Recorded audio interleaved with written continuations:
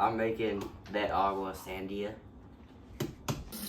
Gotta put 4 cups of water in a blender. Oh, that's how you did again. No. Putting in slabs of watermelon. Now you gotta blend it.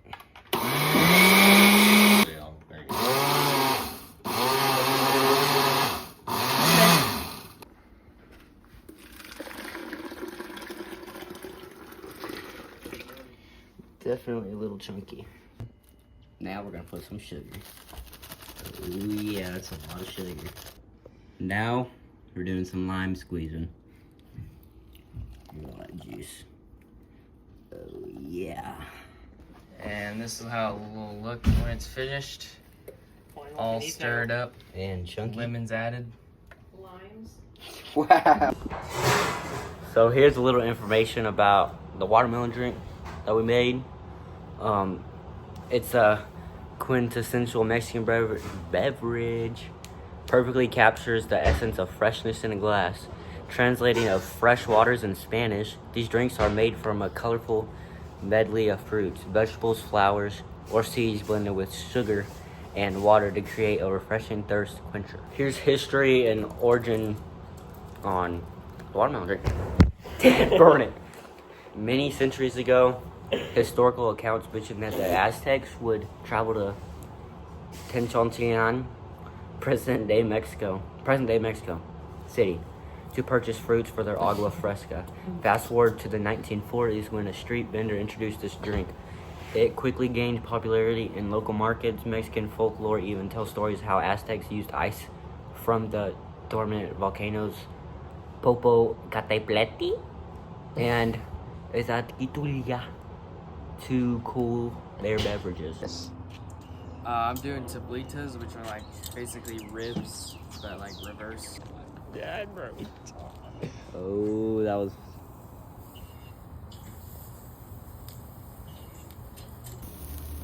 After putting them on, make sure they're flipped so they're cooked all the way through. Tablitas, a traditional dish in Latin American cuisine, have roots in Spanish and indigenous culinary traditions. They consist of thin strips of beef or pork ribs, marinated and grilled or fried. The dish likely evolved over time, influenced by various cultures and culinary practices across the region. Today, tablitas are enjoyed for their savory flavor and tender texture, often served with sides like rice, beans, or grilled vegetables. I'm making dulce de leche. So I am making the sugar and I'm melting it down and it's gonna be caramelized. And I'm gonna add condensed milk later with butter. Now you add your butter. And then you add the butter. I've just added a half cup of milk. Now you add your condensed milk. The Come condensed on, milk. there, buddy.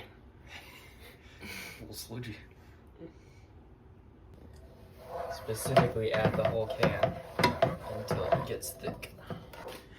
Make sure to stir consistently. Yeah, stir very Look, consistently. make sure you get that light brown, dark brown in there. Now we're pouring the dulce de leche inside of the We're thing. pouring the mixed peanut butter. Oh, yeah, look at that. Now you're gonna want to let this sit at room temperature until it becomes pretty almost the sticky. consistency of peanut butter. According to the tale, one of Rose's maids was distracted and left a pan of milk and sugar on the hob. It overcooked and the mixture turned into caramelized cream. And so Rose's forgetful maid was immortalized in the Argentinian gastronomic history as an inventor of dulce de leche. That turned into what is called dulce de leche today. Dulce de leche translates to in Spanish caramel sauce. Thanks for cooking with us. Thanks for cooking with us, Curtis. You're a big boy. Shot put. Hell yeah.